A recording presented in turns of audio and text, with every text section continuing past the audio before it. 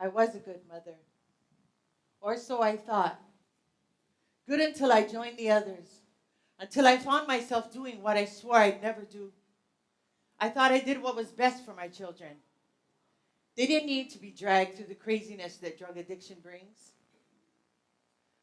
I left it behind for a life of drugs and crime.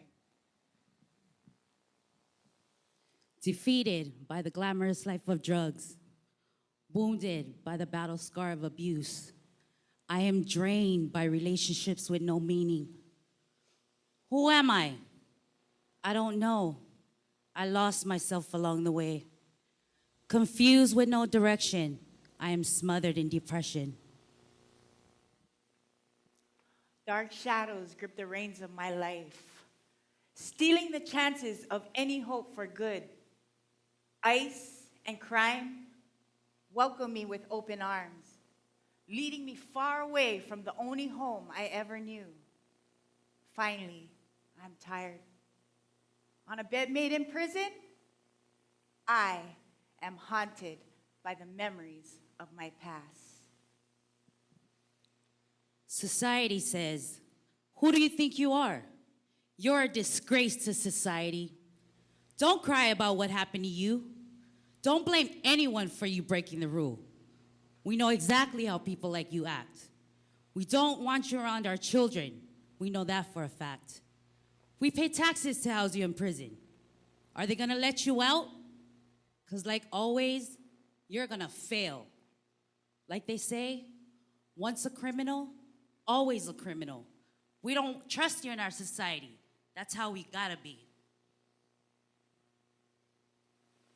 So set aside your judgment for a moment and put yourself in my shoes. I never understood the venom of addiction, the vicious cycle of abuse, the emptiness of a home. What I mostly knew was a family who cared about me, who cared about my safety. My home was always full of laughter. My family went to work while I went to school. I still ended up in prison. Why when I pass do you grip your purse tighter? Why when I pass do you shake your head from side to side in such disgust? I see you checking for your wallet. Don't forget to beep your car alarm. In fact, grab your child's hand and squeeze them a little tighter because you judge me. Do you not like I have emotions? What do you know about proper affection? Do you teach your kids about a good touch or a bad touch? I had no healthy guidance a child needs. I was a victim of sexual abuse, lying motionless with cold sweat, but no sweat. Scared, alone, not good enough, angry too. Well, behind this image that you so clearly see is me, a human being. I breathe too. Are you disturbed by this truth? Are you imprisoned on the inside? Because you are if you do nothing about this plague. You are if all you think I deserve is punishment. You call me a loser, a chronic, a criminal? Let me guess. Is it my tattoos? Is it the clothes I'm wearing? Is it because I made my home on the streets?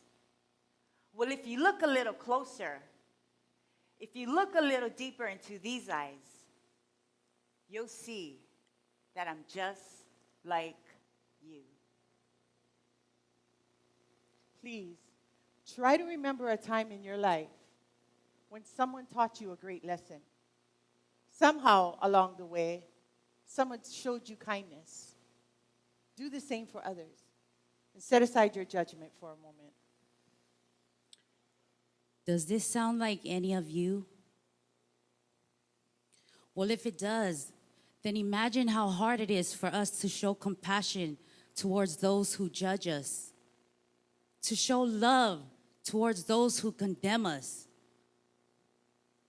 Or how do we even have hope in our circumstances? Then that leaves us to ask you, when you look at us, we are misunderstood. But if you look into our lives, you will understand. Time is what we got. Time is what we wasted. Time is what gives us hope. Going to prison, we had time to play, time to sit, time to fight, simply believing that there was no hope for people like us, until a better man once told us to use our time to think. It doesn't make sense to us to stay stuck in the past. We cannot retrieve time, but all we know is we still have time to move on. This is a chance for us to take a look at the opposites in our lives, to be free from captivity, to fear or to doubt, to choose right from wrong, to heal or to hurt, or to have inner beauty or an outer facade. When you look at us, all you will ever see is inmates. But when you find out about us, you will know that we are the women and children's voice, and for them, we advocate. When you look at us, we are out of your category. But if you listen to us, we will inspire you with our story. When we look at you, we are two worlds apart. But what we see in you is that we will work hand in hand. Embrace us. Please, open your hearts. Think of love. Think of humility. Think of the possibilities. Our voice, our lives, our experiences could actually change the world. Today, time is what we value. We now use our time to shine, setting an example for others out there who are just like us. Standing in a crowd surrounded by women and children, tears rolled down my face. Never would I've ever imagined that I had the power to break a cycle. Never would I've imagined that my words could move mountains, or even the possibility of me making a difference in this world was unimaginable, until a kid came up to me and said, "Thank you. Thank you for helping me understand my mom a little better." And knowing that my experience has touched the heart, caused compassion and understanding, gives me all the reason to believe that change is truly possible.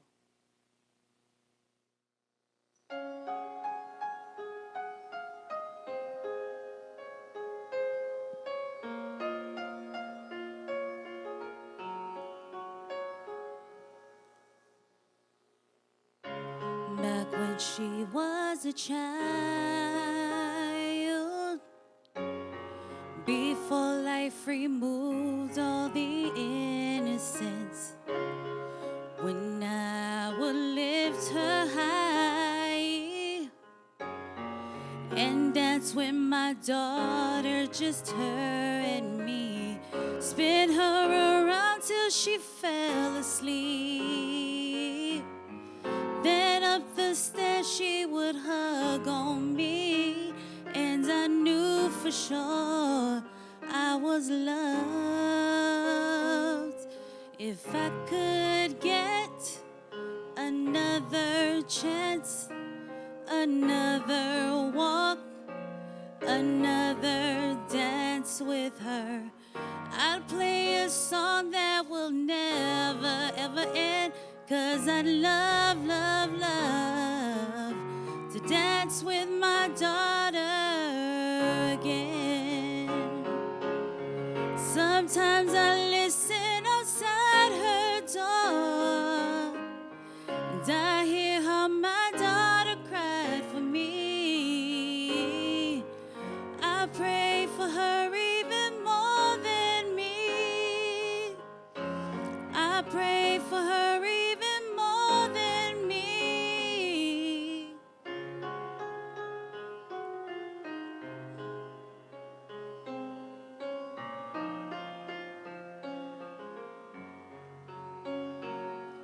I know I'm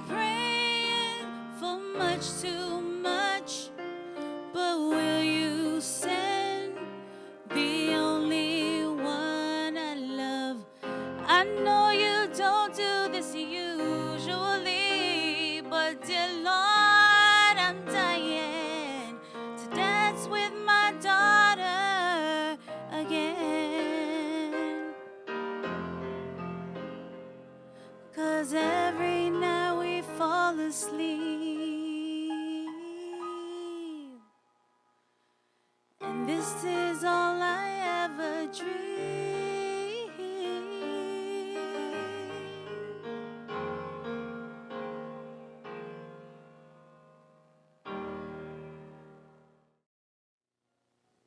We are not proud of the footsteps we have made.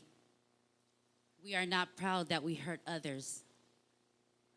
We are not proud that we made the community unsafe. No amount of apology will suffice it. We realized we were the problem. Today, we want to be part of the solution. So we want to work with you. You need to touch us. We need to touch you. And together we can touch today for a better tomorrow.